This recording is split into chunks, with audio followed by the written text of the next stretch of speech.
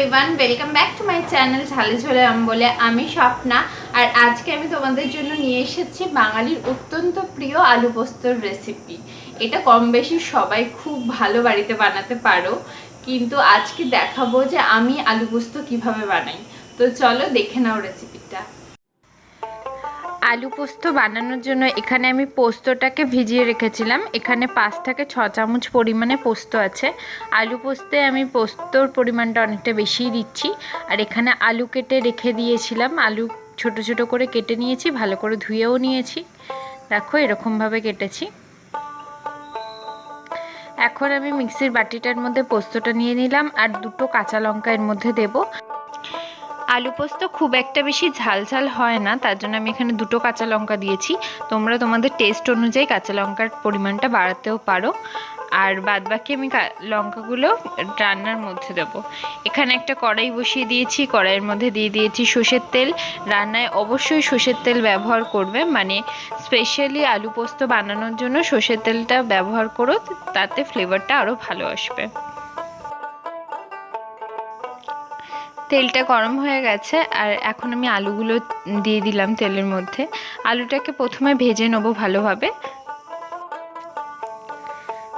আলুটাকে ভাজার সময় খুব বেশি গ্যাসের ফ্লেমটাকে হাই ফ্লেমে করে দেবে না, তাহলে আলুগুলো যদি পুড়ে যায় তাহলে পোস্তর মধ্যে থেকে একটা বাজে পোড়া গন্ধ আসবে। তো সবসময় মিডিয়াম ফ্লেমে রান্নাটা করবে।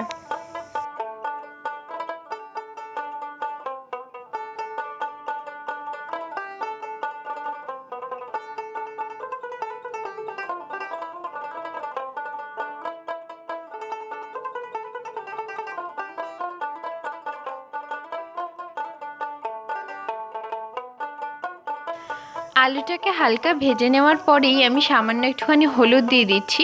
খুব বেশি হলুদের পরিমাণটা দেব না। আলু পোস্ত নর্মালি সাদাই বেশি ভালো লাগে, কিন্তু আমার স্পেশালি কোনো রান্না হলুদ ছাড়া একদমই ভালো লাগে না, তার জন্য আমি হলুদটা অ্যাড করছি। তোমরা চাইলে আলু পোস্তটা অবশ্যই সাদা রান্না করতে পারো। এটা সাদাতেও মানে পোস্তর যে কোনো রান্নাই সাদা সাদা বেশি ভালো লাগে।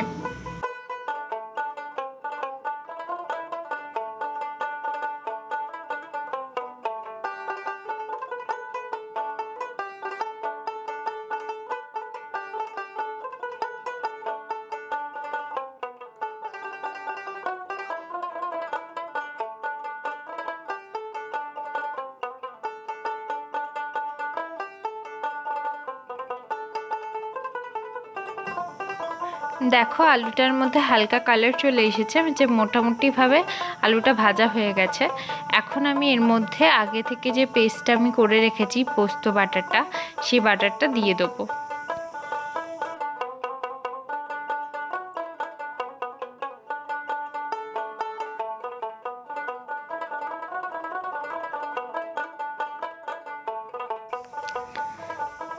পোস্তটা দেওয়ার পরে কিছুক্ষণ ভালোভাবে পোস্তটাকে কষিয়ে নিতে হবে।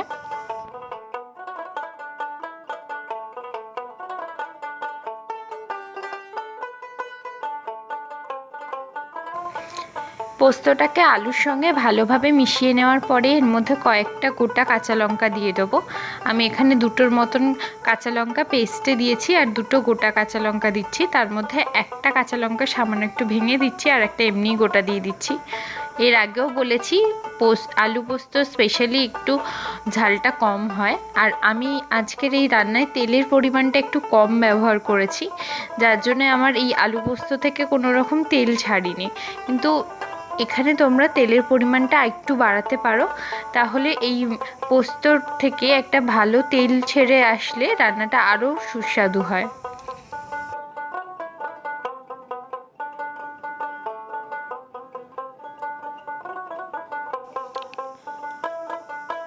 কিছুক্ষণের জন্য আমি ঢাকা চাপা দিয়েও এটাকে রান্না করে নিলাম, আর তারপরেই সঙ্গে সঙ্গে খুলে দিচ্ছি যাতে পোস্তটা না পুড়ে যায়।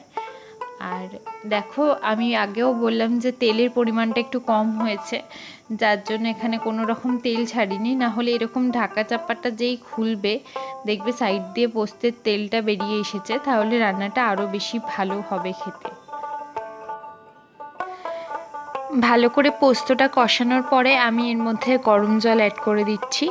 আমি প্রত্যেকবার রান্নার ক্ষেত্রে বলি যে রান্নায় সবসময় গরম জল ব্যবহার করবে, এতে রান্না খুব তাড়াতাড়ি হয়েও যায় আর এতে টেস্টটাও ভালো আসে। এবার একটু কিছুক্ষণের জন্য কভার করে রেখে দিলাম যাতে আলুটা সেদ্ধ হয়ে যায়।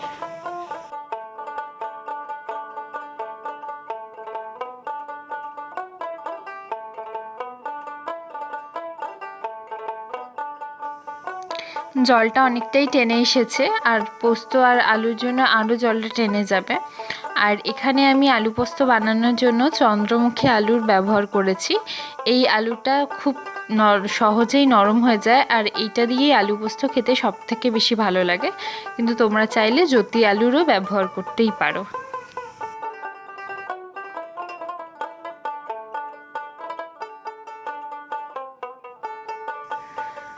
আলুগুলো সেদ্ধ হয়ে গেছে আর পোস্তটাও একদম শুকিয়ে এসেছে। এরকম ঝোলঝোল থাকা অবস্থায় আমি গ্যাসের ফ্লেমটা বন্ধ করব, কিন্তু এর আগে আমি এর মধ্যে দিয়ে দিচ্ছি 1 চামচ পরিমাণে সর্ষের তেল। আর এই তেলটা ওপর থেকে কাঁচা তেলটা দিলে খুবই ভালো স্মেলটা আসে। এই তেলটা দেওয়ার পরে একটুখানি তেলটা মিশিয়ে দেবো পুরো রান্নাটার মধ্যে, তারপর গ্যাসের ফ্লেমটাকে আমি বন্ধ করে দেবো।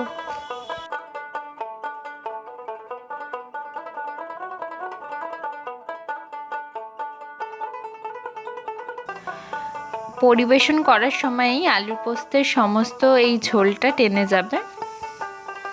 সো গাইস, আশা করছি আজকের এই রেসিপিটা তোমাদের ভালো লেগেছে। আর এরকমই রেসিপি দেখার জন্য আমার চ্যানেলটাকে সাবস্ক্রাইব করতে হবে, পাশে থাকা বেল আইকনটা প্রেস করতে হবে। তো চলো টাটা, আজকের মতন, অন্যদিন দেখা হবে নতুন রেসিপির সঙ্গে। চলো টাটা।